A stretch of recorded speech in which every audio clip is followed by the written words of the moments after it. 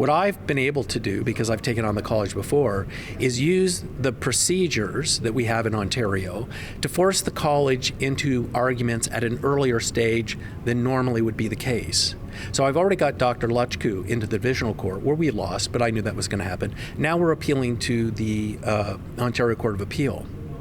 So we are moving ahead in the court system while we are also arguing at the college level. So I've been able to create 2 tracks for legal arguments that could resolve this whole matter in favor of doctors and patients. So this is a very unusual situation, but it's taken 10 years of work battling the colleges to come up with this strategy. For Rebel News, I'm Tamara Ugolini here at the United Health Conference in Toronto, taking place at the Sheridan Centre. And part of this 2-day conference includes not only talks from medical professionals, but also from a legal standpoint. And so I'm joined here with Michael Alexander, who has been on the Rebel platform before, discussing the situation where you are essentially going up to bat for a few of the Ontario doctors facing investigation and having their licenses suspended by the CPSO, that's the College of Physicians and Surgeons of Ontario, for essentially being COVID dissidents and upholding their patients' private medical records, providing them with informed consent. And there's a whole slew of sort of nuance with each individual case. But since the time that we conducted that last interview, there has been a ruling by the CPSO, and perhaps you can give us an update now on how that went. Right. Well, thanks, Tamara. Yeah, we had a major ruling just a couple of weeks ago, and I argued a motion hearing before the college on November 23rd, and they just rendered the decision. In the hearing, I was arguing that the restrictions that the college has placed on doctors, that is, they can't say anything contrary to public health policies and recommendations, they can't prescribe ivermectin, they can't provide medical exemptions for COVID-19. Okay, I argued those restrictions are unlawful as a matter of law. They're contrary to the charter, but they're not even laws in and of themselves. They're just recommendations and guidelines, in which case all of these charges against the doctors have to go away. And the college came back and said, oh yeah, you're right, Alexander. These are just guidelines and recommendations. But then they said something totally unexpected. The prosecutions will continue. Okay, on very technical grounds we don't need to get into. So I've asked for another motion because I now want to sort of hoist them on their own petard. They've admitted these things are just recommendations, but all of the investigation orders that launched these proceedings are based on these so-called recommendations. Right? And so you can't have an investigation order if you don't have a probable wrongful act. Well, now they've admitted there are no probable wrongful acts. Failing to follow a recommendation is not a wrongful act. So I'm now moving to have all evidence gathered under these investigation orders eliminated from the hearings, in which case there will be no hearings. And part of that, as I understand, is actually trying to get the testimony of the college regulator CEO herself, Nancy Whitmore. The last thing in the world they want is to have Nancy Whitmore on the stand.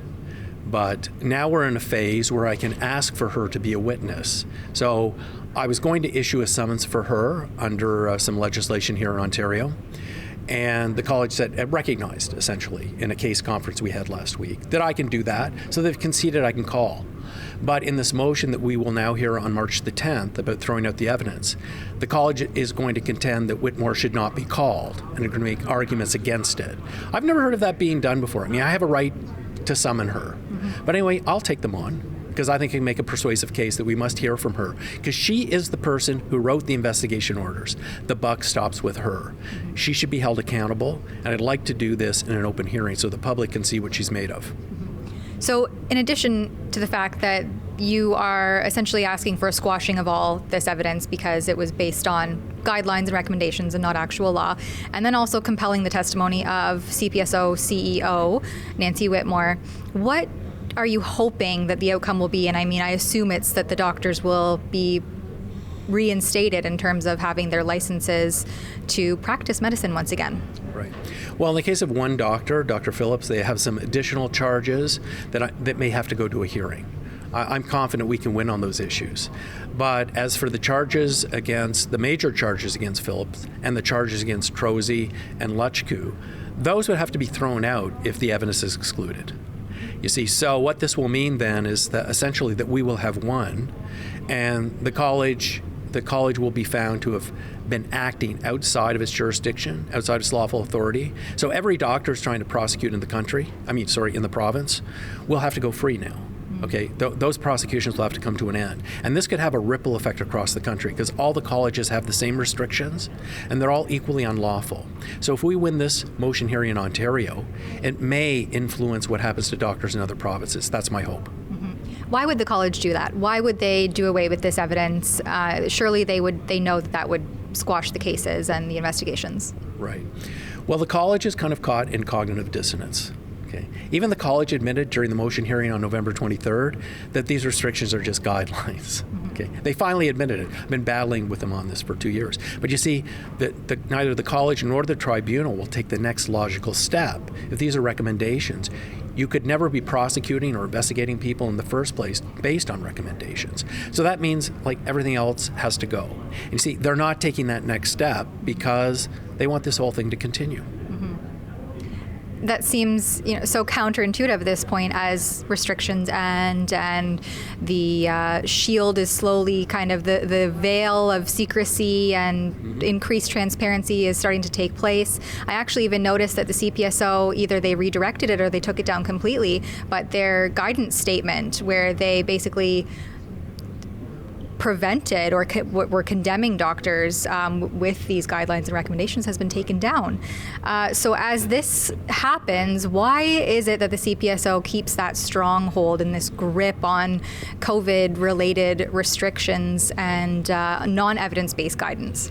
Well, you see, this is why I want to examine Dr. Whitmore, because only she can explain to us why the college persists in persecuting doctors, not just prosecuting them, when there's no lawful foundation for it.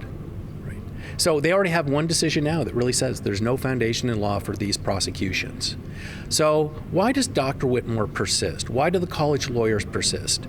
Is it an order that she's taking from the government? Does she have stock in Big Pharma? Does her husband have stock in Big Pharma?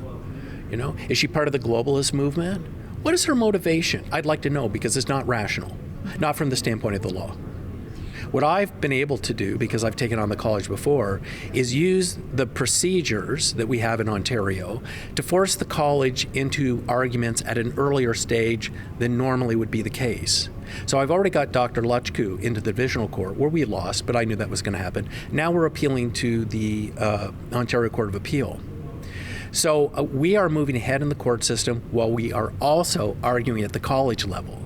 So I've been able to create 2 tracks for legal arguments that could resolve this whole matter in favor of doctors and patients. So this is a very unusual situation, but it's taken 10 years of work battling the colleges to come up with this strategy. Right. And I suppose that's another interesting thing to mention here, is that just because you lost in one court doesn't necessarily mean a complete loss in others. And so is that an important aspect here in the legal world? Oh, totally. In fact, we're in the courts and we're before the college. So if we got a decision either at the college or in the courts that favor us, that would be the big win we're looking for. So now we've kind of got a 2-for-1 going on here. So that's really the point. And I guess, playing devil's advocate, that the argument would be, well, we did this stuff out of an abundance of caution and we thought what we were doing was right. And so when is it that the court will actually scrutinize the evidence that they didn't have any evidence to make these decisions and impose these guidelines and restrictions? Well, this is the problem, you see, is that the courts in Ontario that are responsible for reviewing the decisions of the colleges and other administrative bodies have this doctrine of deference. So we will defer to the college on certain points that are within their special expertise. Like, the court doesn't know when it's right to give a certain anesthetic to a patient as opposed to an alternative anesthetic. They don't know. So they'll defer to the college on things like that. But this is a very different situation, and this is why I'm taking Dr. Luchku's case to the Ontario Court of Appeal.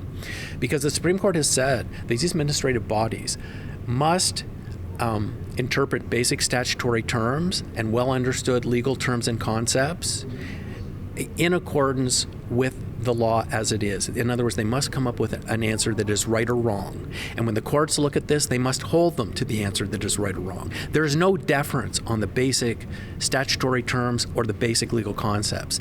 Nonetheless, the Divisional Court here in Ontario, contrary to the Supreme Court's ruling about these things, has deferred on these issues. So I'm now going to the Ontario Court of Appeal and saying to the court, the Supreme Court in 2019 in a case called Vavilov says, the colleges have to be held to a high standard on these issues. And it's up to you, the Court of Appeal, to enforce the Supreme Court judgment.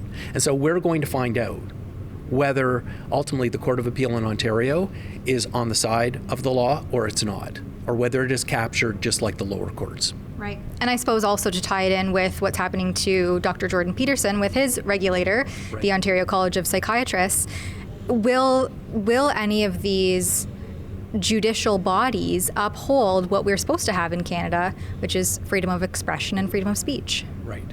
Well, I've argued all of our basic charter rights, including freedom of expression, before the college in these motion materials. So we have that in the record. So if eventually we do go to hearings at the college and then we get a result that's contrary to what we want, then we can appeal directly into the court system on charter grounds. With Dr. Lutchku's case, I'm not arguing on charter grounds at the moment because the basic principles that the Supreme Court has laid down for the conduct of administrative bodies has been violated. And so we can succeed on that alone. So there's no need to go to the more controversial charter arguments at this time. Right. But we reserve the right to do that if the college proceedings eventually move into the courtroom. All right. And so this will all be heard, I think you mentioned March 10th. So where can people go to stay up to date other than Rebel News, which hopefully we'll do an update thereafter? Right. So we will have a completely public hearing as we did last time on the 23rd. So the college will provide a public YouTube channel. So in the few days before March the 10th, people can write to the college and ask for the link. Okay. Last time we had 17,000 people in the hearing room. This time I'm hoping to double that, maybe get 34,000. Because why? Because I want people to see how the college operates. Because I think people will be very surprised at what the adjudicators are like and what the college lawyers are like. People were singularly unimpressed with the college lawyer in the motion hearing on the 23rd. I want people to see that. I want people to see from the inside that this is a process that deserves to be scrutinized, and there's some troubling questions that have to be raised around the way the colleges conduct business. And it should all be done in the public arena because our taxpayer dollars fund all of their wages and everything that they do. There's no reason. I mean, justice must seem to be done. There's no reason in principle. I mean, the Supreme Court, you can go and take a look at a video of any case that's been argued there in its entirety for the past decade. Right? Why aren't the other courts doing that? Right? Here in Ontario, after you appear before an administrative body, if it's taped, there is no right to have it seen again. So you have to see it in real time, and that's it. So why is the Supreme Court allowing everybody to see anything at any time?